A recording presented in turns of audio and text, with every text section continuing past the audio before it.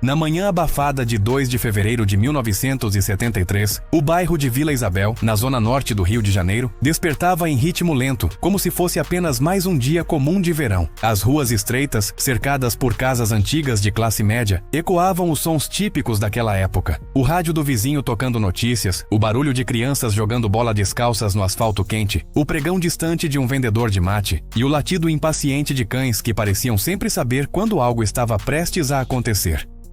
Mas ninguém naquele bairro poderia imaginar que aquele seria o início de um dos maiores mistérios criminais do Brasil. Um caso que marcaria o país para sempre e que, meio século depois, ainda desperta dúvidas, teorias e um desconforto que parece crescer quanto mais se tenta entender o que realmente aconteceu com o menino Carlinhos. Carlinhos, cujo nome completo era Carlos Eduardo da Silva, tinha apenas 10 anos, mas já carregava consigo uma curiosidade e uma energia que o tornavam conhecido por toda a vizinhança.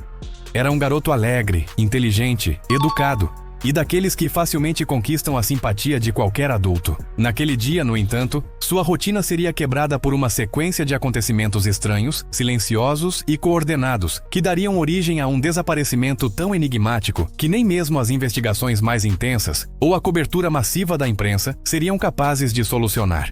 Tudo começou por volta das 9 horas da manhã, quando sua mãe, Dona Jurema, percebeu uma agitação incomum na rua. Carlinhos, que havia acabado de terminar o café da manhã, pão com manteiga e leite morno, saiu para brincar do lado de fora, como fazia todos os dias. A família morava em uma casa simples, mas bem cuidada, com janelas azuis e um portão baixo que dava para a calçada. Era um ambiente seguro, ou pelo menos parecia ser. Mas algo perturbava a Dona Jurema desde cedo. Ela sentia um incômodo, um tipo de pressão no peito que não conseguia explicar, como se uma sombra estivesse prestes a cair sobre sua família. Anos depois, ela relataria inúmeras vezes esse presságio, que hoje parece quase um aviso de que algo terrível estava prestes a acontecer. Carlinhos saiu despreocupado, levando consigo apenas um ioiô de madeira, o brinquedo favorito que usava para mostrar truques aos amigos. Os vizinhos o viram caminhando tranquilamente pela rua, acenando para conhecidos, com aquela leveza que só as crianças são capazes de carregar. Nada indicava perigo, nada indicava que ele não voltaria para casa. Por volta das 10 da manhã, no entanto, algo mudou. Uma testemunha, cuja identidade se perderia entre relatórios incompletos, recortes de jornal e versões divergentes, afirmou ter visto um carro estranho circulando devagar pela região. O veículo seria claro, possivelmente um modelo nacional da época, e parecia estar observando os movimentos do bairro. Hoje é impossível saber se essa informação foi real ou apenas um dos muitos boatos que surgiram após o desaparecimento. Naquele momento, porém, não houve alarme. Era apenas mais um carro numa rua movimentada do Rio de Janeiro dos anos 70. O que se sabe, com absoluta certeza, é que às 11h20, Carlinhos desapareceu sem deixar vestígios. Ele foi visto pela última vez conversando com um homem adulto, descrito como bem vestido, educado e aparentemente conhecido do menino. Algumas versões dizem que o garoto teria sido chamado pelo homem, que lhe prometera um dinheiro em troca de ajuda para carregar algumas caixas. Outras afirmam que o homem teria dito que conhecia sua família. A verdade é que não existe um consenso sobre exatamente o que foi dito ou feito. Apenas o fato incontestável de que aquela foi a última vez que Carlinhos foi visto vivo. A partir daquele momento, cada segundo passou a contar. Ao perceber que o filho não voltava para casa, Dona Jurema entrou em pânico. Ela percorreu a rua, chamou os vizinhos, perguntou aos amigos de Carlinhos, e em pouco tempo toda a vizinhança estava mobilizada. Mas o menino parecia ter desaparecido na mesma velocidade com que se esvai um sopro de vento. Não havia gritos, não havia luta, não havia qualquer indício de que uma criança havia sido levada. E esse é o primeiro detalhe que faria o caso de Carlinhos se tornar tão complexo. O desaparecimento foi silencioso, calculado e aparentemente sem testemunhas diretas, algo extremamente raro em se tratando de um bairro residencial, movimentado e cheio de pessoas na rua. Às 14h, a polícia foi acionada. E aqui começa outro ponto crítico que ajudaria a moldar o destino do caso, a forma como a investigação inicial foi conduzida. Os policiais que chegaram ao local assumiram inicialmente que Carlinhos havia apenas se perdido, ou ido brincar mais longe do que de costume. Ninguém imaginava, naquele primeiro momento, que estavam diante de uma possível operação organizada, um sequestro planejado, ou até algo mais complexo. Assim, as primeiras horas, as mais importantes em qualquer investigação de desaparecimento, foram desperdiçadas. Mas enquanto as autoridades ainda tratavam o caso como uma simples fuga momentânea, algo mais sinistro estava acontecendo. No fim da tarde daquele mesmo dia, a família de Carlinhos recebeu um telefonema. Uma voz masculina, calma e firme, avisava que o garoto estava bem, mas que em breve entraria em contato novamente. A ligação durou poucos segundos. Não havia ruídos ao fundo, o que indicava que o autor era experiente, cuidadoso e sabia exatamente o que estava fazendo. Nas horas seguintes, mais ligações aconteceram. Todas enigmáticas, todas calculadas. A voz pedia calma, dizia que Carlinhos estava seguro e que novas instruções seriam dadas. Não era uma voz ansiosa ou agressiva, era fria, metódica. E isso talvez fosse o fator mais assustador.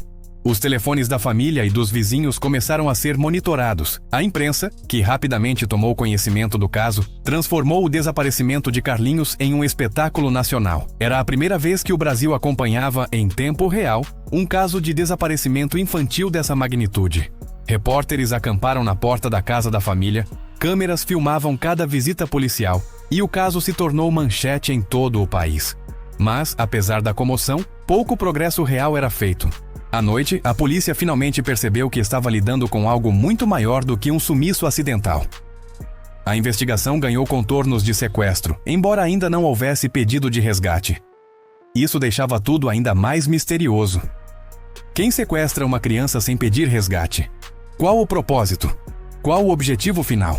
E enquanto perguntas se acumulavam e respostas se afastavam, a figura do suposto homem elegante, o último a conversar com Carlinhos, começava a ganhar mais peso. Ele teria aproximadamente 30 a 35 anos, cabelo escuro, pele clara e se vestia com roupas incomuns para a região. Mas esse perfil nunca foi confirmado. Testemunhas ofereciam descrições diferentes. Alguns diziam que ele usava terno, outros camisa branca simples. Uns diziam que era alto, outros afirmavam que era de estatura média, como se alguém tivesse moldado a própria imagem para nunca ser realmente identificado. Nas primeiras 24 horas, a polícia buscou pistas no bairro inteiro. Delegacias de outras regiões do Rio foram alertadas. A imprensa pressionava, os vizinhos faziam vigílias, a família chorava. Mas Carlinhos parecia ter sido engolido pelo ar quente do verão carioca. E então, algo estranho aconteceu. Na manhã do dia seguinte, a polícia recebeu uma nova ligação. Era o mesmo homem. A voz continuava calma, quase disciplinada. Ele dizia apenas uma frase: "Vocês não vão encontrar o menino desse jeito." E desligava. Essa frase se tornaria uma das mais enigmáticas e perturbadoras de toda a investigação. O que ele queria dizer? Que a polícia estava usando o método errado? Que Carlinhos estava sendo escondido em um lugar impossível de encontrar? Ou que havia um propósito maior, ainda não revelado? Os agentes tentaram rastrear a ligação, mas a tecnologia da época era rudimentar. A central telefônica conseguia apenas apontar que as chamadas vinham de diferentes pontos da cidade. Embora posteriormente surgissem suspeitas de que todas eram feitas pela mesma pessoa, usando cabines telefônicas longe do local onde o garoto estava. A narrativa se tornava cada vez mais sinuosa e sombria. Naquele momento, enquanto o Brasil inteiro assistia atônito ao desenrolar do caso, ninguém podia imaginar que estavam diante de um desaparecimento que nunca seria solucionado e que se tornaria uma das maiores feridas abertas na história criminal do país. Carlinhos agora era um mistério. Um enigma, uma sombra que caminharia pela história do Brasil por décadas, e sua família não fazia ideia de que, naquele exato momento, enquanto rezavam para que ele estivesse bem, o caso estava prestes a tomar um rumo ainda mais perturbador, um rumo que ninguém poderia prever. Quando as primeiras horas da manhã avançaram e ficou claro que Carlinhos realmente havia desaparecido, o caos tomou conta da casa e do bairro. Não era apenas o sumiço de uma criança, era a sensação insuportável de que algo muito sério havia acontecido bem diante dos olhos de todos, sem que ninguém percebesse. E foi nesse clima de desespero que a polícia chegou ao local, iniciando uma investigação que, desde o primeiro momento, parecia estar destinada a falhar. Os agentes começaram circulando pela casa e pelo quintal, fazendo perguntas rápidas, anotando detalhes que depois seriam esquecidos e tentando, de alguma forma, reconstruir os últimos passos do garoto. Mas ali já surgia o primeiro grande problema. A cena não foi preservada. Vizinhos, curiosos, familiares, dezenas de pessoas entraram e saíram da casa antes que os investigadores sequer tivessem a chance de isolar o local. Qualquer pista, um rastro, uma pegada, um objeto fora do lugar, poderia ter sido destruída nas primeiras horas.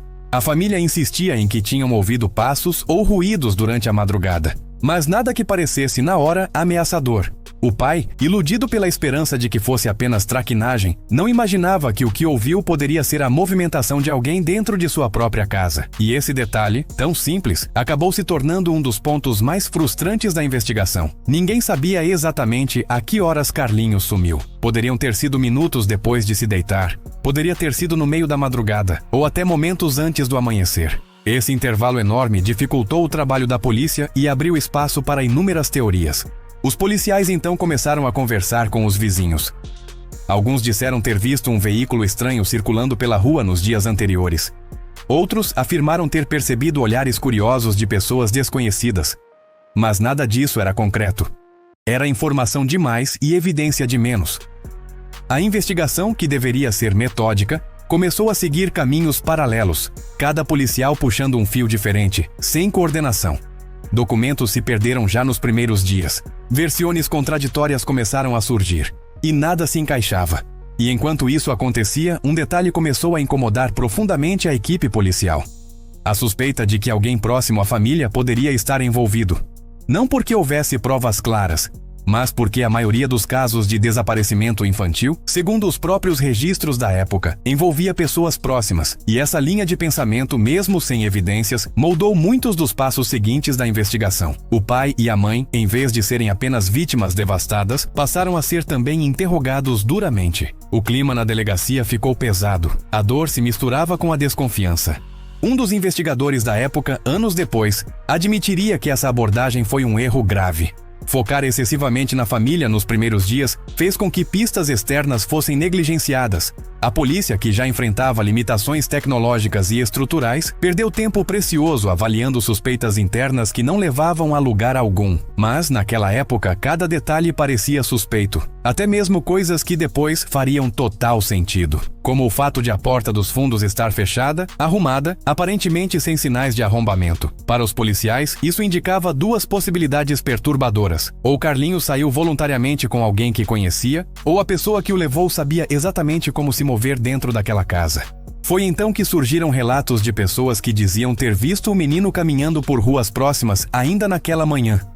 Mas esses depoimentos se contradiziam e a possibilidade de confusão era enorme. Afinal, Carlinhos era um menino de aparência comum, e naquela época muitos garotos tinham o mesmo corte de cabelo, o mesmo tipo de roupa. Mesmo assim, a polícia seguiu essas pistas, vasculhando terrenos baldios, becos e áreas de mata que ainda existiam na região. Cães farejadores foram utilizados, mas sem resultados. Enquanto isso, a notícia se espalhou rapidamente pelos jornais e programas de rádio. Em poucas horas, todo o Rio de Janeiro sabia do desaparecimento. Repórteres acampavam na porta da família. Microfones eram enfiados no rosto dos pais, que mal conseguiam falar sem chorar. E quanto mais o caso ganhava destaque, mais gente começava a aparecer, afirmando ter informações, visões, sonhos, palpites. Médiuns foram consultados. Pessoas juravam ter visto o menino em ônibus, mercados, estradas distantes. A polícia tentava filtrar o que poderia ser real, mas a enxurrada de informações falsas consumia tempo e energia.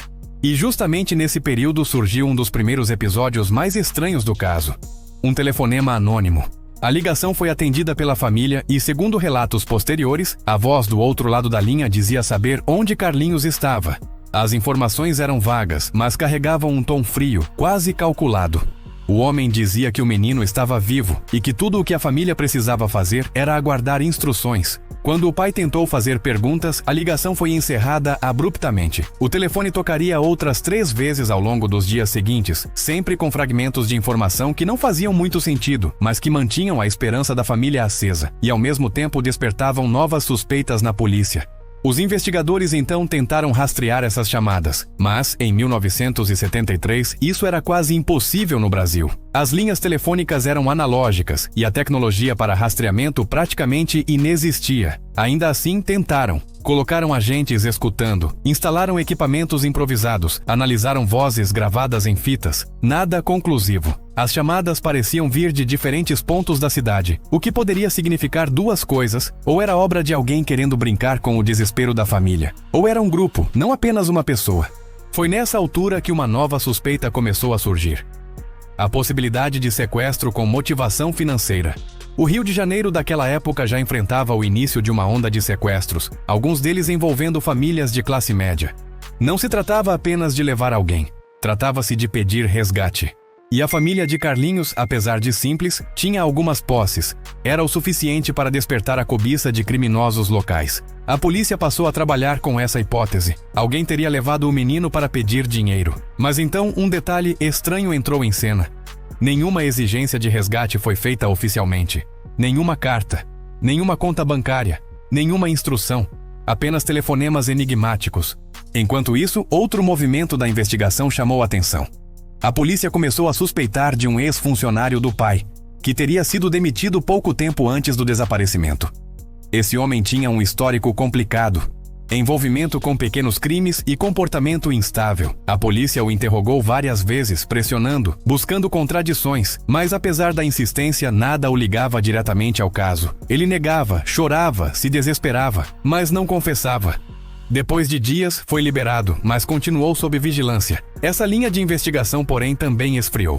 A cada dia que passava, o caso ficava mais confuso. E então, semanas depois, algo muito impactante aconteceu. Uma suposta carta de reconhecimento. Um envelope anônimo chegou às mãos da polícia com detalhes que, segundo eles, só alguém próximo ao desaparecimento poderia saber. Mas o conteúdo nunca foi divulgado integralmente para a imprensa.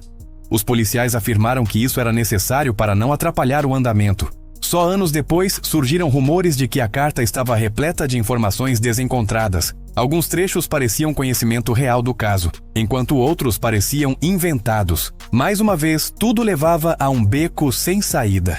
A frustração da família era indescritível. O pai começou a peregrinar por delegacias, rádios, jornais, pedindo ajuda, oferecendo recompensas, apelando para qualquer pessoa que pudesse ter visto algo. A mãe, devastada, adoecia cada vez mais. O peso emocional era tão profundo que, segundo vizinhos, o ambiente dentro da casa se transformou completamente. A alegria de antes deu lugar a um silêncio que machucava. O quarto de Carlinhos permaneceu intacto. As roupas continuavam dobradas da mesma forma. O brinquedo favorito em cima da cama. Tudo exatamente como ele deixou. A família acreditava que, quando ele voltasse, deveria encontrar tudo igual. Ao mesmo tempo, o bairro começou a viver sob paranoia constante. Crianças passaram a andar acompanhadas. Portões foram reforçados. Luzes permaneceram acesas à noite.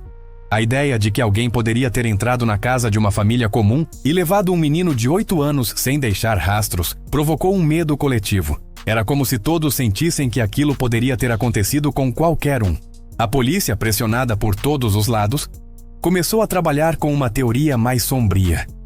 A de que o sequestrador já poderia ter fugido do estado, ou até do país. A proximidade com estradas e rodovias facilitava uma fuga rápida. E como as fronteiras brasileiras eram extremamente frágeis naquela época, especialmente para viagens terrestres, a possibilidade de Carlinhos ter sido levado para longe era real. Mas, mesmo com tantas linhas de investigação abertas, nada avançava de verdade. Os investigadores começaram a admitir, internamente, que o caso estava se tornando impossível de solucionar. Era como correr atrás da sombra de algo que nunca aparecia por completo. Fragmentos de pistas, hipóteses conflitantes, suspeitos sem provas. Tudo parecia dissolver-se antes que qualquer conclusão pudesse ser alcançada. Ainda assim, uma coisa ficou clara ao longo dos primeiros meses. O desaparecimento de Carlinhos não era um evento comum. A frieza, o silêncio, a ausência de pistas, os telefonemas enigmáticos, tudo indicava que aquilo havia sido planejado. Alguém estudou a rotina da família. Alguém sabia exatamente como se mover. Alguém entrou e saiu sem ser visto, sem ser ouvido, sem deixar vestígios. E essa precisão deixava todos com a sensação perturbadora de que aquele caso poderia esconder algo muito maior e muito mais assustador do que parecia à primeira vista. Com o passar das semanas, a sensação mais angustiante para todos os envolvidos no caso era a de que tudo o que surgia desaparecia. Era como tentar montar um quebra-cabeça, onde as peças simplesmente se desfaziam entre os dedos. Cada nova pista que parecia promissora, cada testemunha que dizia ter visto algo relevante, cada objeto suspeito encontrado em algum terreno baldio, tudo evaporava. Nada permanecia firme o suficiente para se transformar em uma prova real. E essa instabilidade constante começou a criar uma névoa de frustração e paranoia, que não só sufocava a família, mas também os próprios investigadores. Logo no início desse período, um dos primeiros elementos a desaparecer misteriosamente foi uma das anotações feitas por um dos policiais que esteve na casa na manhã do desaparecimento. Esse caderno, que continha informações sobre a movimentação de pessoas próximas ao local durante as horas críticas, simplesmente sumiu dos arquivos da delegacia. Os responsáveis disseram que podia ter sido um erro de organização, um arquivamento incorreto, um extravio banal. Mas para muitos, especialmente para a família, aquilo parecia muito mais do que um descuido, parecia sabotagem. Afinal, porque justamente as primeiras observações, que poderiam conter detalhes valiosos, desapareceriam, e esse não foi o único documento a sumir. Dias depois, outro relatório, contendo uma lista de carros que tinham sido vistos circulando na área na noite anterior, também acabou não sendo encontrado. Quando os oficiais tentaram reconstituir as informações, ninguém lembrava ao certo o que tinha sido anotado, quem deu os depoimentos ou onde estavam os registros originais. Essa sequência de erros administrativos criou um desconforto crescente e alimentou a ideia de que talvez alguém, dentro da própria estrutura policial, estivesse atrapalhando o caso, seja por negligência, seja por motivos mais obscuros. Ao mesmo tempo, um dos boatos que surgiram com força naquela época dizia que uma peça de roupa infantil havia sido encontrada em um terreno próximo ao bairro. A notícia correu rápido pela vizinhança, provocando ansiedade e esperança ao mesmo tempo. Quando a família foi informada, a mãe de Carlinhos entrou em colapso emocional diante da possibilidade de aquele objeto pertencer ao filho. Mas quando a polícia analisou o item, a história mudou. Primeiro disseram que não era dele. Depois disseram que talvez pudesse ser. Em seguida, afirmaram que a peça havia sido extraviada e, portanto, não poderia mais ser examinada. E então, semanas depois, um policial aposentado comentaria que aquela peça nem sequer existiu, que tudo foi um mal-entendido gerado por uma informação mal repassada. A verdade nunca ficou clara. Essa constante contradição gerava um clima de desesperança. Para a família, cada nova pista era recebida com o coração nas mãos, apenas para ser arrancada na mesma velocidade. Era como viver dentro de um carrossel emocional que nunca parava.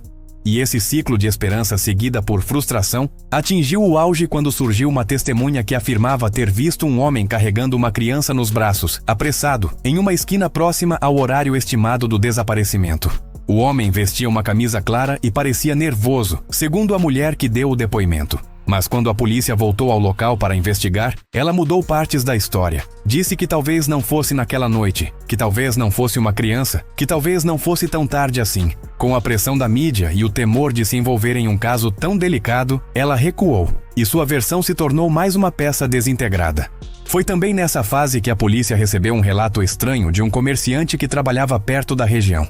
Ele contou que, dias antes do desaparecimento, havia percebido 2 homens observando a casa da família, como se estivessem tomando nota dos horários e movimentos. Um deles seria um sujeito alto, magro, com barba rala. O outro seria mais baixo, usando um boné escuro que escondia parte do rosto. Esse depoimento chamou atenção e gerou uma operação para tentar identificar a dupla. Porém, quando os agentes tentaram localizar o comerciante novamente para obter mais detalhes, descobriram que ele havia fechado o estabelecimento e viajado para visitar familiares. Ficaria fora por tempo indeterminado. Alguns diziam que ele tinha ficado com medo. Outros acreditavam que sua história nunca existiu. A polícia tratou o relato como não conclusivo e assim mais uma possível pista se dissolveu. Um dos episódios mais confusos dessa fase da investigação envolveu uma pegada encontrada na área externa da casa. Era uma marca aparentemente recente, compatível com o tamanho de um adulto.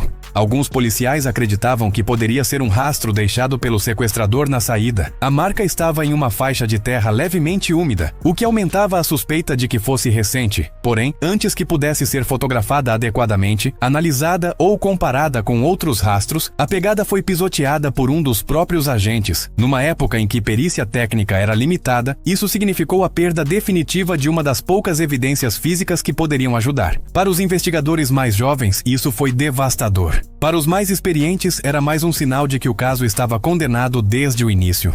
Outro fio promissor surgiu quando um taxista afirmou ter levado um homem e uma criança até uma região afastada do rio, horas após o horário estimado do desaparecimento. O menino, segundo o taxista, parecia dopado, quieto demais. E o homem demonstrava desconforto, pedindo que o motorista fosse mais rápido, mas sem querer conversar.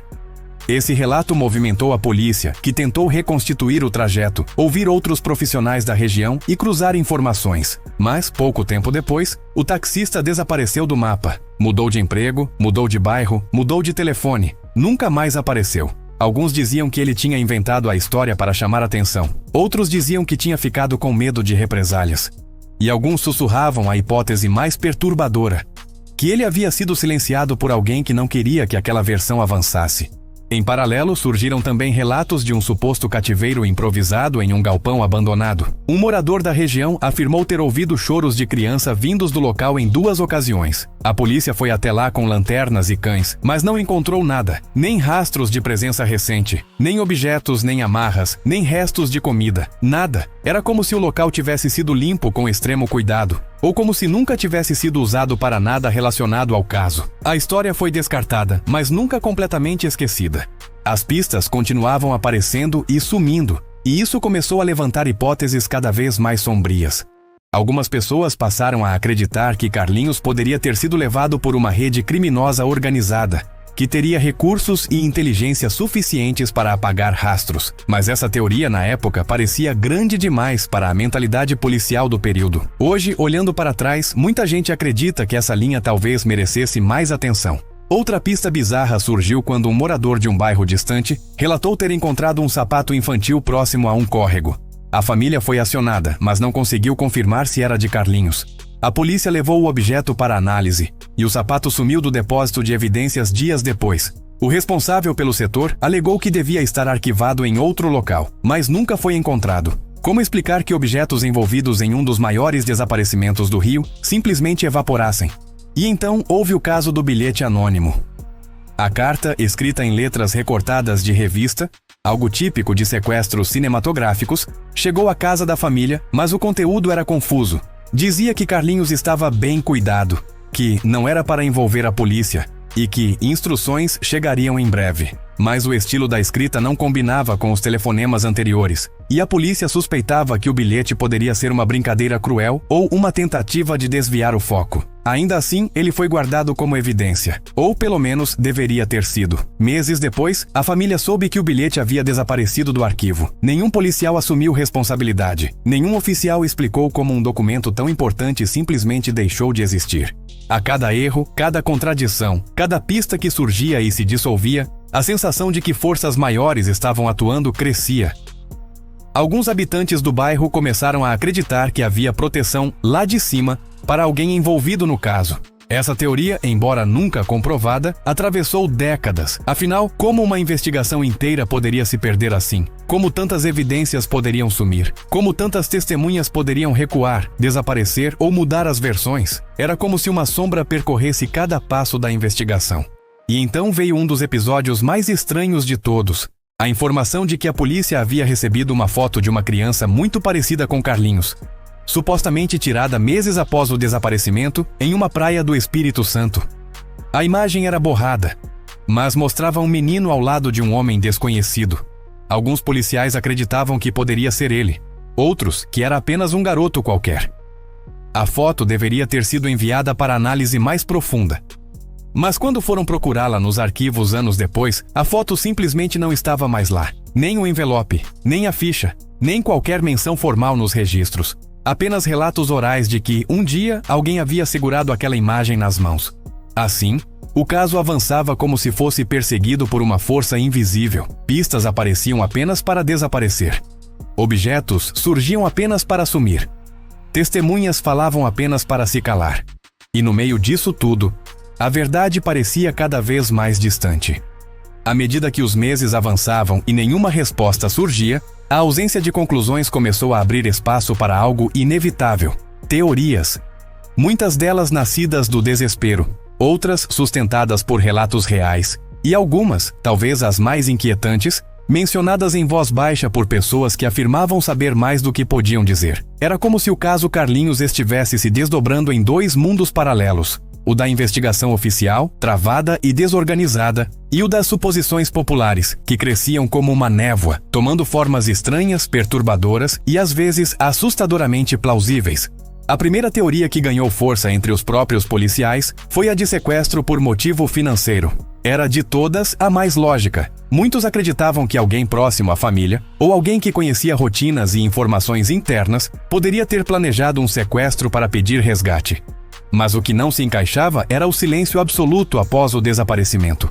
Nenhuma cobrança clara, nenhuma exigência direta, nenhum prazo, nenhuma negociação. Apenas telefonemas caóticos e cartas duvidosas. Por que alguém sequestraria uma criança sem transformar isso em dinheiro? Essa contradição enfraquecia a teoria, mas não o suficiente para ser descartada.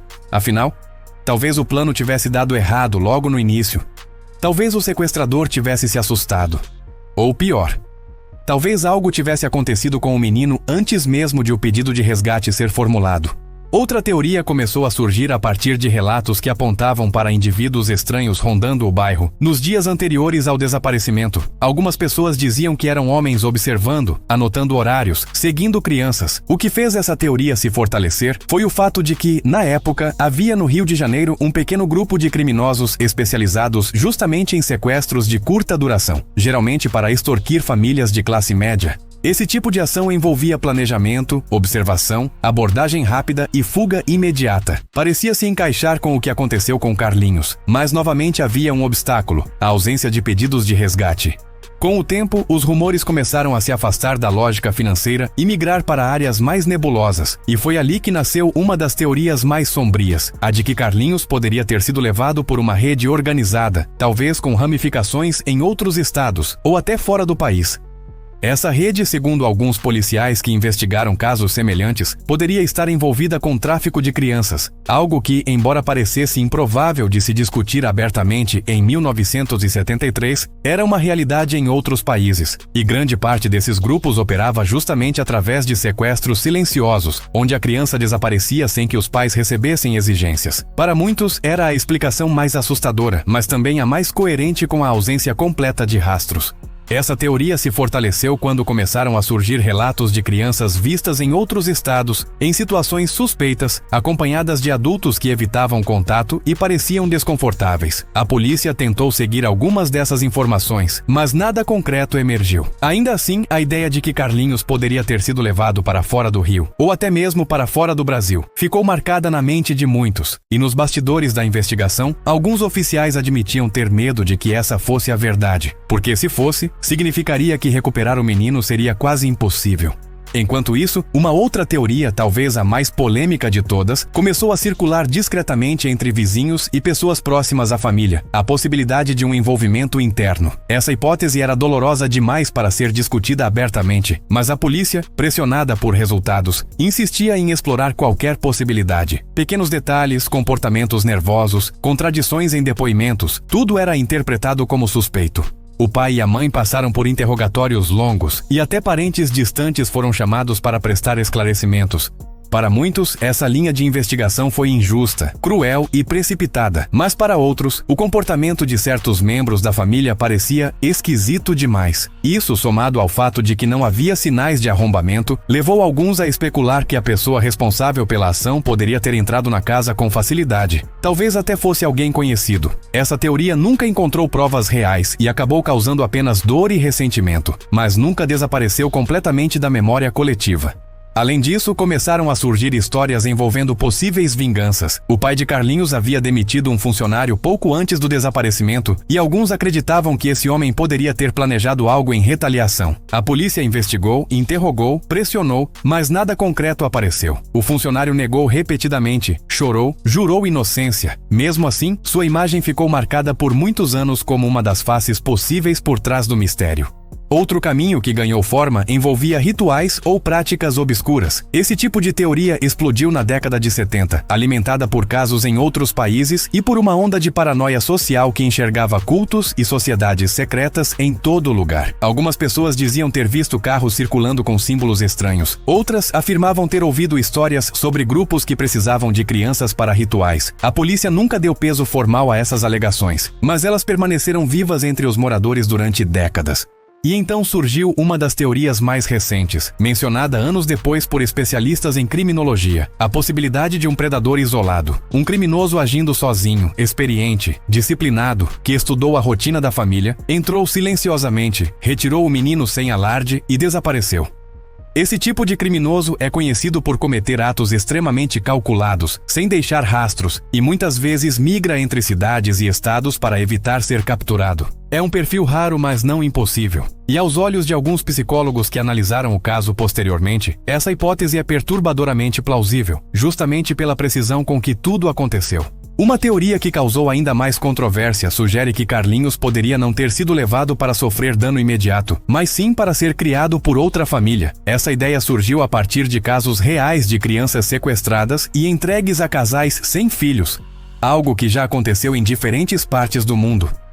Como Carlinhos tinha apenas 8 anos, poderia ter sido facilmente inserido em uma nova rotina, com um novo nome, em outro estado ou até mesmo fora do país. Alguns acreditam que essa hipótese explicaria o silêncio dos sequestradores e a ausência de provas. Porém, sem qualquer pista concreta, a teoria permaneceu apenas no campo das possibilidades que nunca puderam ser verificadas. Outra linha investigativa, mais discreta, mas mencionada por oficiais anos depois, envolve a possibilidade de proteção a algum indivíduo influente envolvido de maneira indireta no caso. Essa hipótese é baseada no desaparecimento de documentos, depoimentos que foram supostamente suprimidos e pistas que evaporaram dentro da própria estrutura policial. Se alguém com poder estivesse envolvido, apagar rastros seria possível. Essa ideia, claro, nunca foi admitida formalmente, mas cresceu entre jornalistas investigativos que, décadas depois, revisitaram o caso. Enquanto essas teorias se acumulavam, algo ainda mais trágico acontecia. Cada uma delas dividia mais e mais a opinião pública. As pessoas começaram a discutir o caso como se fossem duas investigações diferentes, a oficial e a paralela, conduzida pelo imaginário coletivo. Em conversas de rua, em filas de mercado, em táxis, em bares, todos tinham uma opinião. Todos conheciam alguém que sabia de alguma coisa, e cada rumor adicionava uma nova camada de confusão. Com isso, uma pergunta passou a ecoar na mente dos investigadores e da população. Se tantas teorias diferentes pareciam possíveis, qual delas era a verdadeira? Qual era a linha que realmente se aproximava da realidade? E pior, seria possível que todas estivessem erradas? A verdade é que, entre todas as teorias, havia um fio comum que mantinha o caso vivo. A certeza de que nada naquilo foi feito por acaso. Quem levou Carlinhos sabia exatamente o que estava fazendo. Sabia como entrar, como sair, como evitar rastros, como manipular evidências e principalmente como desaparecer. Nos dias seguintes ao sequestro, a investigação entrou em um estágio de tensão máxima. Enquanto a polícia continuava avançando com diligências por toda a Zona Sul e tentava montar o quebra-cabeça das poucas pistas disponíveis, a família começava a lidar com uma realidade brutal. A possibilidade de que os sequestradores estivessem controlando cada detalhe, observando cada movimento e escolhendo o silêncio como arma psicológica. A ausência completa de contato era anormal até mesmo para os padrões dos anos 70. Em grande parte dos sequestros da época, reais ou simulados, o pedido de resgate surgia entre 24 e 48 horas depois. Mas com Carlinhos, nada. Nenhuma carta, nenhuma ligação, nenhuma pista que indicasse a intenção dos criminosos. Era como se tivessem simplesmente apagado o menino do mapa, deixando para trás apenas dúvidas e um círculo de pânico crescente. Nesse período, os investigadores passaram a considerar uma nova hipótese. Talvez os sequestradores não tivessem a intenção de pedir resgate. Talvez estivessem agindo movidos por outra motivação: vingança, ódio pessoal ou mesmo algo ainda mais cruel e sombrio. A polícia começou então a revisitar antigos conflitos envolvendo a família, vizinhos problemáticos, possíveis desentendimentos antigos e qualquer pessoa que pudesse ter guardado rancor por meses ou anos. Essa linha de investigação levou a dezenas de interrogatórios, mas nenhum deles produziu resultados concretos. Todos os suspeitos tinham álibis aceitáveis ou estavam completamente desvinculados de ações criminosas. Era como perseguir sombras. Enquanto isso, o bairro do Jardim Botânico vivia um clima de paranoia sem precedentes. Famílias passaram a trancar portas que antes ficavam abertas o dia inteiro. Crianças deixaram de brincar nas calçadas. Estranhos eram observados com desconfiança. Veículos desconhecidos que estacionavam na rua chamavam imediatamente a atenção dos moradores. A sensação dominante era a de que o sequestrador, ou os sequestradores, ainda estivesse por perto, circulando pela região, invisível entre pessoas comuns. Em alguns casos, surgiram relatos de carros suspeitos rondando o bairro durante a noite, mas nenhuma dessas denúncias levou a conclusões objetivas. Muitas dessas visões eram resultados do próprio pânico coletivo. Ao mesmo tempo, os jornais transformaram o caso em manchetes diárias. O desaparecimento de Carlinhos deixou de ser apenas uma tragédia familiar para se tornar um fenômeno midiático nacional. Em apenas alguns dias, o nome do menino já era conhecido do Oiapoque ao Chuí. E a foto dele estampava as capas dos maiores jornais do país. Isso, por um lado, ampliava a pressão sobre a polícia, que precisava dar respostas rápidas. Por outro, aumentava o risco de golpes. De fato, começaram a surgir ligações falsas de supostos sequestradores, tentando enganar a família e até extorquir dinheiro usando o desespero dos parentes. Algumas dessas chamadas eram grotescamente mal intencionadas, outras vinham de pessoas perturbadas, que apenas queriam atenção. Em todas elas, a polícia precisava agir com cautela, analisando a voz, o conteúdo, o horário da ligação e qualquer detalhe técnico que pudesse indicar autenticidade. Mas nenhuma delas levava a Carlinhos. O estado emocional da mãe, Ana Maria, também se tornou um ponto de preocupação. Ela se recusava a acreditar que o filho estivesse distante e dizia sentir sua presença na casa, como se ele pudesse entrar a qualquer momento. Alguns relatos da época contam que ela dormia no sofá da sala, próxima à porta, como se estivesse esperando ouvir passos ou o som da campainha.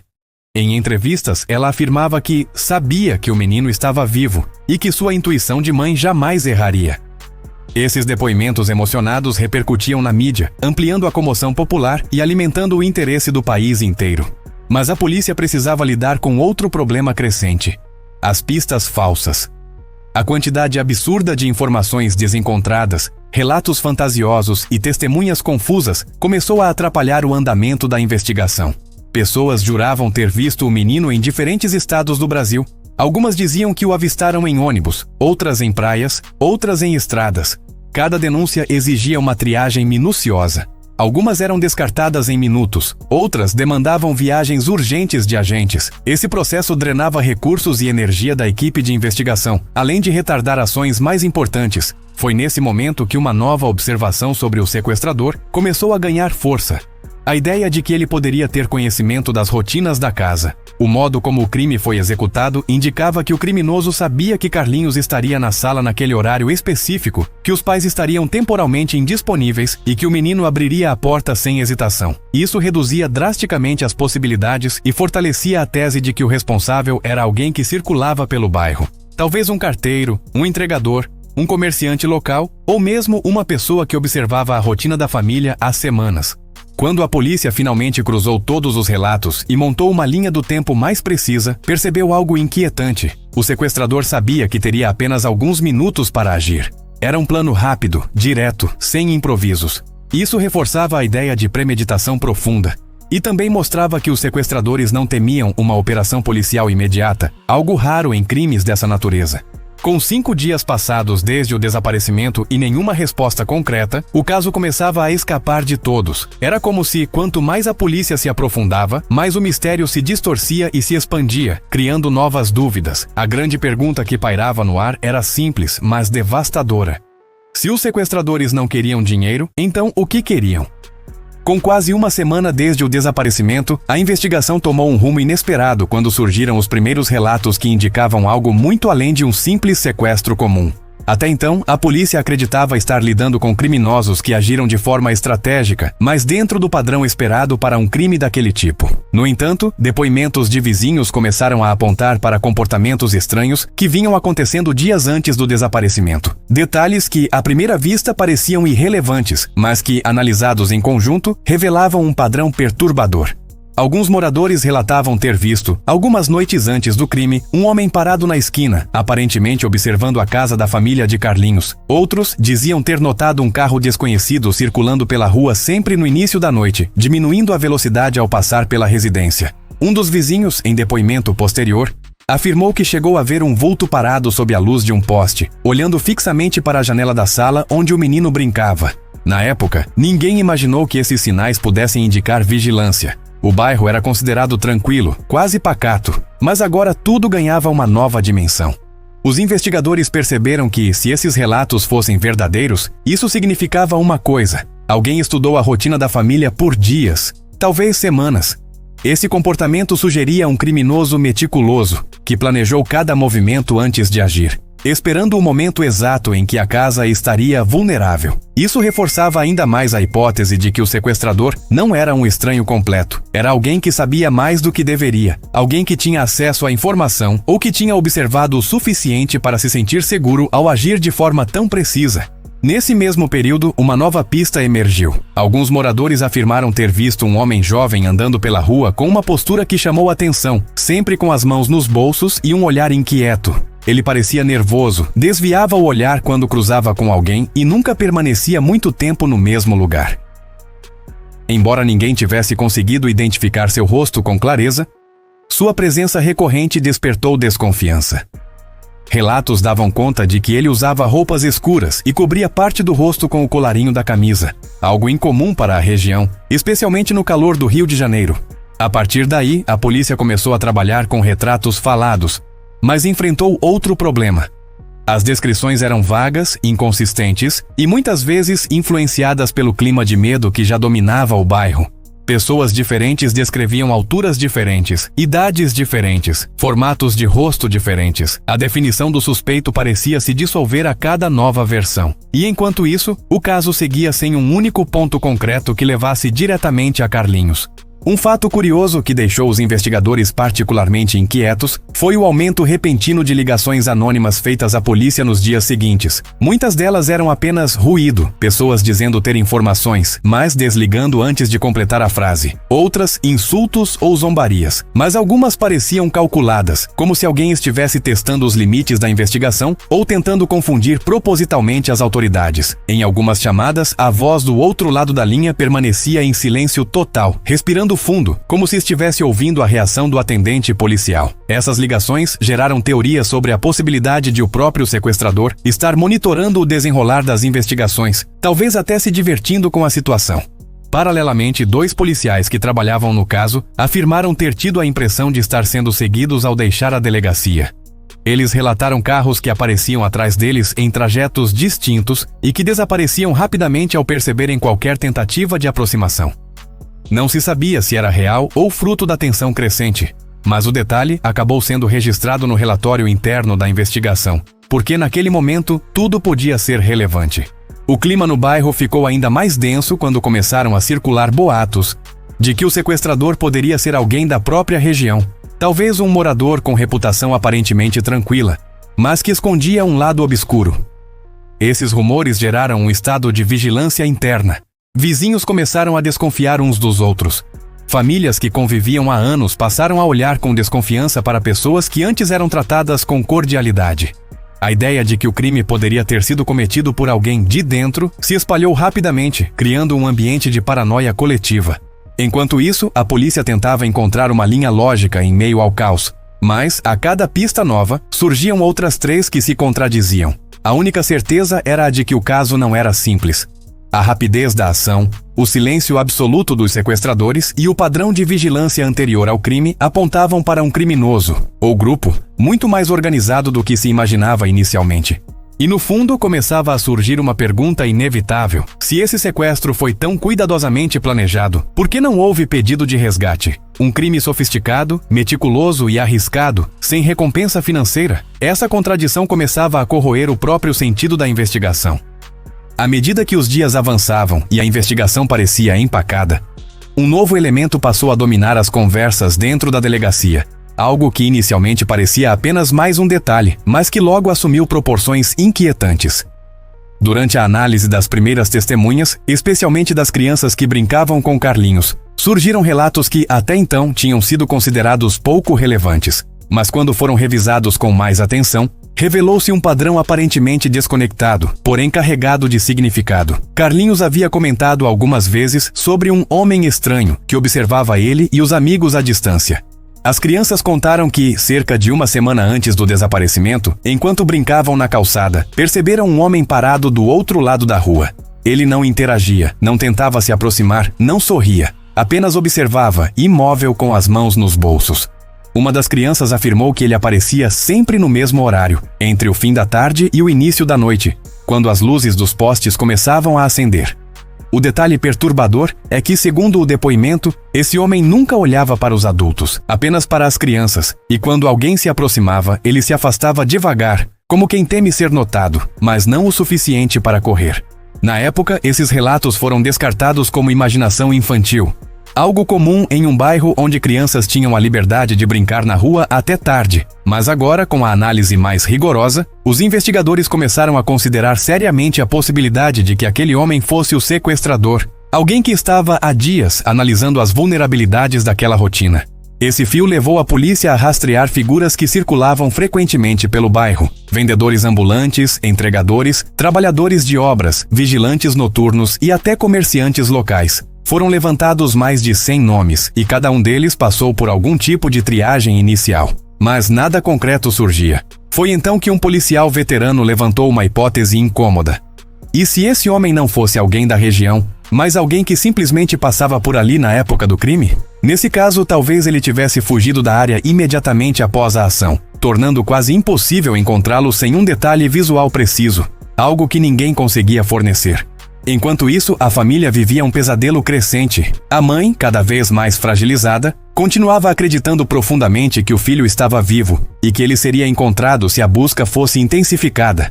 O pai, por sua vez, tentava se manter firme, mas começava a sentir o peso de um detalhe que quase ninguém sabia. Ele acreditava que estava sendo seguido. João havia percebido nos últimos dias pessoas observando sua casa de maneira estranha e ruídos na calçada durante a madrugada, como passos lentos, como alguém rondando a residência. Em um desses episódios, chegou a abrir a porta com rapidez, esperando encontrar alguém na rua, mas não viu nada, apenas o silêncio profundo e inquietante do bairro paralisado pelo medo. A polícia também começou a receber cartas anônimas. Algumas eram claramente brincadeiras de mau gosto, mas outras tinham um teor misterioso, como se quem escrevia soubesse detalhes sobre o crime. Uma delas dizia: "Ele não está longe. Vocês passam por ele todos os dias." Outra afirmava que Carlinhos estaria em um lugar onde ninguém ousaria procurar. Mas essas mensagens nunca foram verificadas como autênticas e poderiam ser apenas tentativas de manipular a investigação. Foi então que um fato inesperado ocorreu.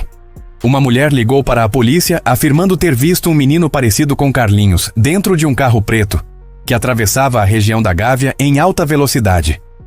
A descrição dela era detalhada. Disse que o menino estava no banco de trás, com aparência apática, quase imóvel, e que o homem ao volante parecia nervoso, olhando para os retrovisores como quem teme ser seguido. A polícia montou uma operação relâmpago, espalhando viaturas pelos acessos da Zona Sul. Mas nada foi encontrado, nem o carro, nem o menino. Esse episódio, no entanto, reacendeu um sentimento que vinha se apagando com o passar dos dias: a possibilidade real de que Carlinhos estivesse vivo. A família se agarrou a isso com força. Já a polícia, mais cautelosa, encarou o relato como uma pista que merecia investigação, mas sem criar falsas esperanças. O mais inquietante de tudo é que, ao revisar esse novo conjunto de informações, o homem que observava as crianças, as cartas anônimas, o suposto carro preto, começou a surgir a ideia de que o sequestrador não era um criminoso comum, mas alguém que talvez tivesse motivações psicológicas profundas, desviadas, até doentias. Alguém que se alimentava da sensação de poder, de controle, talvez até da própria repercussão do caso. E conforme o mistério se aprofundava, crescia a percepção de que a ausência de pedido de resgate não era um erro ou uma omissão, era parte essencial do plano. Com o passar das semanas, o caso do desaparecimento de Carlinhos começou a adquirir contornos ainda mais sombrios quando surgiram pistas que extrapolavam o bairro do Jardim Botânico e alcançavam outras regiões do Rio de Janeiro. A polícia, já lidando com um volume gigantesco de informações conflitantes, precisou reorganizar sua estratégia de investigação. Foi então que um novo foco se estabeleceu em torno de um elemento que, até então, tinha sido pouco explorado: movimentações estranhas de pessoas desconhecidas em terrenos baldios, casas abandonadas e áreas de mata próximas à cidade. Esses locais, por vezes negligenciados, começaram a ser vasculhados sistematicamente. A polícia mobilizou equipes para inspecionar galpões desativados, antigas construções sem registro atualizado e imóveis em litígio que estavam fechados havia anos. Em diversos desses pontos, vizinhos relataram ter ouvido barulhos incomuns, passos durante a madrugada, luzes acesas rapidamente e, em um caso específico, até o choro de uma criança vindo de uma casa teoricamente desocupada. Quando os policiais entraram no local apontado, encontraram apenas restos de comida recente, algumas embalagens espalhadas no chão e sinais de movimentação humana, como pegadas na poeira e uma cadeira deslocada para o centro do cômodo. Não havia ninguém lá, mas a sensação de que tinham chegado tarde demais pairou no ar como uma nuvem fria. Uma das linhas mais fortes de investigação surgiu de um antigo casebre abandonado na região do Alto da Boa Vista. Lá, moradores afirmavam ter visto, em dias anteriores ao desaparecimento, um homem entrando e saindo em horários estranhos, sempre carregando sacolas ou caixas pequenas. Ao vistoriar o local, a polícia encontrou objetos que chamavam a atenção: embalagens vazias de alimentos, um cobertor dobrado às pressas e marcas de cinzas perto da porta, como se alguém tivesse queimado papéis rapidamente antes de fugir. Um dos investigadores, experiente em casos de sequestro, afirmou que aquela cena era compatível com um ponto de apoio temporário, onde criminosos poderiam permanecer por poucas horas enquanto aguardavam o momento ideal para deslocar a vítima. Embora nada ali comprovasse que Carlinhos esteve naquele local, os sinais apontavam para uma movimentação incomum exatamente na época do crime. Enquanto isso, a imprensa continuava alimentando o clima de tensão com reportagens quase diárias, muitas delas especulativas, que ajudavam a aumentar a sensação de desordem e mistério. Programas de rádio e televisão começaram a receber telefonemas de ouvintes afirmando ter visto o menino em diferentes pontos da cidade, sempre em situações dramáticas, dentro de carros, andando com homens estranhos, chorando em supermercados ou até pedindo ajuda discretamente. Em nenhum desses casos havia prova consistente, e a cada denúncia frustrada, a frustração da família aumentava, assim como a pressão pública sobre as autoridades. No meio desse caos, uma nova e intrigante pista surgiu quando duas testemunhas, independentes uma da outra, relataram ter visto um menino muito parecido com Carlinhos andando pela região próxima ao Morro Dona Marta, acompanhado de um homem adulto que parecia desconfortável, como se estivesse apreensivo com a movimentação ao redor. As testemunhas afirmaram que o menino tinha o olhar baixo, evitava contato visual e parecia debilitado. A polícia foi mobilizada imediatamente, realizando buscas intensas na região. Mas, novamente, nada foi encontrado. Esse padrão de pistas que surgiam e desapareciam rapidamente aumentava a suspeita de que, se o sequestrador realmente estava movendo o menino pela cidade, ele conhecia profundamente os pontos cegos da polícia, os caminhos menos monitorados e os horários em que poderia se mover com maior segurança. Surpreendentemente, enquanto a polícia se empenhava nessas buscas, um novo detalhe emergiu a partir de uma análise mais aprofundada dos depoimentos anteriores. Algumas pessoas mencionaram ter visto, dias antes do desaparecimento, um carro antigo de cor escura, estacionado repetidamente em esquinas específicas da região, sempre com motor ligado, como se estivesse esperando algo. Mesmo com a descrição vaga, especialistas começaram a cruzar todas as possíveis placas de veículos semelhantes registrados na época. A investigação levantou uma lista de carros suspeitos, mas nenhum deles se conectava diretamente à família de Carlinhos, o que reforçava uma nova hipótese. O sequestrador poderia ser alguém de fora, com conhecimento profundo da cidade, mas sem laços locais óbvios. Enquanto essas pistas eram analisadas, um policial aposentado, experiente em crimes violentos, apresentou à equipe uma teoria perturbadora. Ele sugeriu que o sequestrador poderia ter um perfil psicológico específico, alguém meticuloso, possivelmente com distúrbios de personalidade, e que obtinha satisfação no controle absoluto do crime. Nessa visão, o sequestro de Carlinhos não teria sido motivado por dinheiro, mas por um impulso psicológico muito mais profundo, talvez até ritualístico. Essa hipótese chocou algumas pessoas da equipe, mas não foi descartada. Pelo contrário, acabou ampliando o escopo da investigação, que passou a considerar criminosos com histórico de comportamento obsessivo ou desviante. E enquanto tudo isso acontecia, um sentimento crescente ganhava força entre os investigadores. O sequestrador parecia estar sempre um passo à frente. Ele sabia quando e onde agir. Sabia como evitar ser detectado. Sabia até como manipular a opinião pública com aparições rápidas e pistas falsificadas. Era como se estivesse conduzindo um jogo macabro, deixando rastros apenas o suficiente para gerar confusão, mas nunca o bastante para permitir que a polícia chegasse até ele.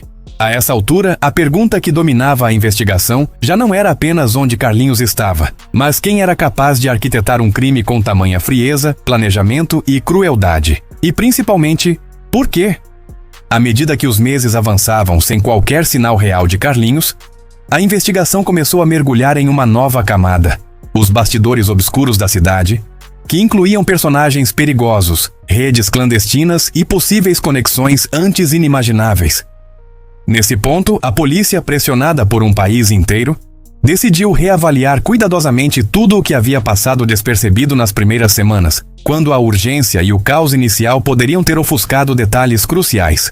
Foi nesse processo de revisão que surgiram depoimentos antigos, registrados às pressas, mas nunca aprofundados. Um deles veio de um homem que trabalhava como vigia informal em uma obra próxima ao Jardim Botânico. Ele dizia ter visto, na noite anterior ao desaparecimento, um sujeito que rondava o bairro com um comportamento estranho, caminhando em passos lentos, observando casas com uma atenção incomum e sempre olhando por cima do ombro, como se estivesse avaliando riscos. O vigia afirmou que tentou chamar sua atenção, mas o homem rapidamente se afastou, entrando em uma rua lateral e desaparecendo. O relato, na época, não havia sido considerado prioritário porque não mencionava Carlinhos diretamente.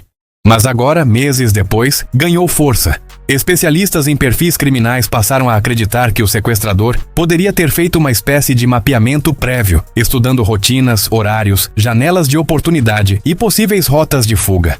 Outra pista relevante que ressurgiu veio de um motorista de táxi que relatou, 2 dias após o crime, ter transportado um homem muito nervoso acompanhado de uma criança que parecia estar dopada ou extremamente sonolenta. Na época, o motorista não conectou a situação ao caso, pois o desaparecimento ainda estava sendo divulgado apenas em pequenos jornais. Ele só percebeu a ligação após ver fotografias de Carlinhos na televisão. O táxi teria feito um trajeto que seguia do Jardim Botânico até a região do Meier, um percurso que jamais havia sido investigado. Quando policiais o percorreram, encontraram vários pontos estratégicos onde alguém poderia deixar um veículo escondido, trocar de carro ou se esconder sem chamar atenção.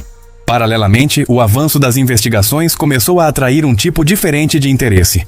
Informantes do submundo carioca, pessoas que viviam à margem da lei e que, vez ou outra, forneciam detalhes úteis em troca de favores, proteção ou pequenas quantias de dinheiro.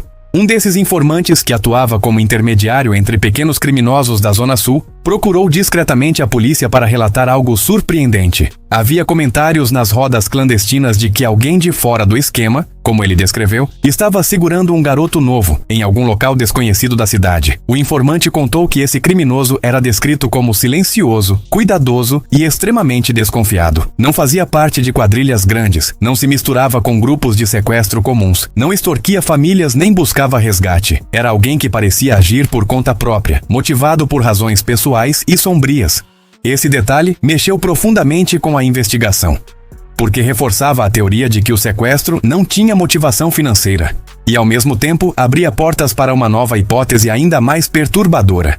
Carlinhos poderia ter sido sequestrado por alguém emocionalmente desviado, um predador solitário, capaz de manter a criança por longos períodos sem deixar rastros. Enquanto isso, o ambiente ao redor da família de Carlinhos tornou-se cada vez mais sufocante. A polícia montou um monitoramento contínuo sobre telefonemas suspeitos, cartas anônimas e pessoas que tentavam se aproximar fingindo oferecer ajuda. E foi aí que surgiu uma sequência de mensagens que deixaram todos apreensivos. A mãe de Carlinhos passou a receber bilhetes colocados discretamente na porta de casa. Frases curtas, escritas à mão, com caligrafia tremida. Elas diziam coisas como: "Ele está vivo. Não procure onde já procurou. Vocês não o verão se continuarem assim." Esses bilhetes desencadearam uma investigação paralela. A perícia indicou que o papel era comum, vendido em papelarias baratas, e a tinta correspondia a uma caneta de R$1, algo impossível de rastrear. Mas o detalhe mais intrigante estava na escrita. Especialistas concluíram que a letra era propositalmente disfarçada. Um tipo de escrita que alternava traços infantis com trechos rígidos, quase mecânicos. Era como se o autor quisesse parecer amador, mas não conseguisse esconder sua frieza. O comportamento do autor também chamava a atenção. Ele se aproximava da casa da família sem ser visto, deixava os bilhetes em momentos aleatórios e desaparecia tão rápido quanto surgia. Isso sugeria alguém que conhecia bem os horários da rua, sabia onde as câmeras não alcançavam e entendia o fluxo dos moradores. Alguém com um nível de autocontrole incomum. Ao mesmo tempo, um rumor começou a circular entre alguns investigadores mais antigos. Uma história que muitos recusavam acreditar, mas que surgia com força cada vez maior.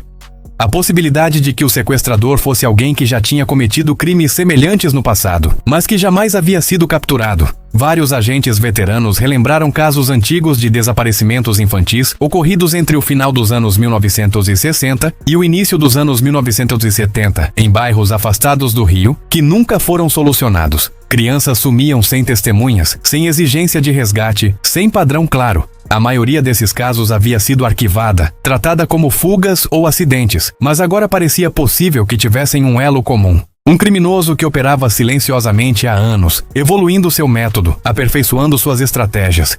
Essa revelação se tornou um ponto de virada. Passou a existir a suspeita de que Carlinhos não fosse apenas uma vítima isolada, mas parte de um padrão mais amplo e perturbador que a polícia nunca havia conectado. A partir dessa teoria, todos os casos antigos foram reabertos e analisados. E quanto mais mergulhavam nesses arquivos empoeirados, mais inquietante o quadro se tornava. Um perfil estava emergindo. Um padrão estava se formando. E pela primeira vez desde o desaparecimento, os investigadores tinham a sensação de que estavam chegando perto de algo, mas ainda sem saber se o que encontrariam seria uma pista reveladora ou um horror ainda maior. Com o passar das décadas, o desaparecimento do menino Carlinhos deixou de ser apenas um mistério policial e se transformou em um símbolo nacional das angústias familiares, das falhas do sistema e das perguntas que nunca encontram resposta. Mesmo tantos anos depois, o caso continua vivo, e não porque houve novas provas ou avanços concretos, mas porque o vazio deixado pela falta de desfecho abriu espaço para inúmeras teorias, algumas plausíveis, outras completamente improváveis, mas todas alimentadas pela ausência de certezas. A primeira teoria, ainda hoje discutida em círculos especializados, sugere que Carlinhos poderia ter sido levado por uma rede de adoção ilegal, algo que, na época, já operava de forma discreta no país. Há relatos de que, nos anos 70, grupos com influência política e econômica tinham acesso a esquemas internacionais de adoção. Segundo essa hipótese, o menino teria sido retirado do país poucos dias após o sequestro, impedindo qualquer chance de localização. É uma explicação que, embora nunca comprovada, ganha força quando se considera o comportamento estranho e ambíguo de algumas figuras envolvidas nas investigações e o suposto interesse de pessoas poderosas em manter o caso abafado. Outra vertente sustenta que Carlinhos teria sido vítima de um grupo criminoso especializado em extorsões, que planejou o sequestro apenas para obter dinheiro e, diante da enorme repercussão do caso, decidiu eliminar qualquer prova ou vínculo com o menino. Essa teoria é reforçada pela sequência de ligações estranhas que a família recebeu nos primeiros dias após o desaparecimento, chamadas que nunca foram rastreadas com precisão e que muitas vezes pareciam conduzidas por pessoas sem uma motivação clara. A polícia na época não tinha tecnologia para gravação ou triangulação eficiente, o que contribuiu para que pistas importantes se perdessem. Há também uma teoria que, embora rejeitada pela polícia, foi defendida por alguns investigadores independentes. A possibilidade de que o sequestro tenha sido cometido por alguém próximo da família, ou ao menos com conhecimento detalhado da rotina da casa. A maneira como Carlinhos foi atraído para fora, o timing perfeito e a rapidez da ação sugerem planejamento cuidadoso. Além disso, o fato de nada ter sido arrombado ou quebrado reforça que quem entrou ali provavelmente sabia exatamente como agir sem chamar atenção. Ainda que essa hipótese nunca tenha gerado acusados concretos, muitos acreditam que o segredo do caso poderia estar muito mais próximo de casa do que se imagina. Por fim, há uma teoria mais controversa, mas que ganhou força entre parte da população: a ideia de que o caso teria sido propositalmente sabotado por setores do próprio Estado. Alguns afirmam que a polícia da época, já sobrecarregada e com conflitos internos, teria conduzido uma investigação fragmentada, com disputas entre delegacias, perda de documentos, divergências de versões e até informações contraditórias divulgadas à imprensa. Houve inclusive relatos, nunca confirmados oficialmente, de que dossiês inteiros do caso teriam desaparecido entre uma troca de comando e outra. Essa desorganização alimentou a suspeita de que alguém poderia estar interessado em impedir que verdades viessem à tona. Enquanto essas teorias circulam, o que realmente permanece é o profundo impacto emocional do caso. O desaparecimento de Carlinhos foi um divisor de águas para famílias brasileiras que passaram a ver com outros olhos a vulnerabilidade de crianças mesmo dentro de casa. O caso também influenciou protocolos policiais, estratégias de investigação e a própria maneira como a mídia lida com crimes envolvendo menores. Programas televisivos, documentários e reportagens especiais revisitariam o caso ao longo das décadas, mantendo-o sempre vivo na memória coletiva. Para a família, no entanto, nenhuma teoria traz consolo. O pai de Carlinhos, em inúmeras entrevistas, insistia que acreditava que seu filho ainda poderia estar vivo, em algum lugar, talvez sem memória de quem realmente era. Essa esperança, por mais improvável que parecesse, foi o combustível que manteve o caso vivo por tantos anos. Já para outras pessoas próximas, a dura realidade é que, com o tempo, as chances reais de encontrar respostas se tornaram praticamente nulas. O legado do desaparecimento do menino Carlinhos é complexo e carregado de dor. Ele escancara falhas estruturais, expõe limites investigativos e revela como, às vezes, uma única noite pode alterar para sempre a vida de uma família e impactar um país inteiro. Até hoje, o caso continua sendo uma ferida aberta. Um mistério que desafia gerações e uma lembrança dolorosa de que nem sempre o tempo é capaz de trazer as respostas que buscamos. E é justamente nessa ausência de respostas que reside sua força. Um lembrete inquietante de que alguns segredos, por mais que tentemos desvendar, podem estar destinados a permanecer na escuridão.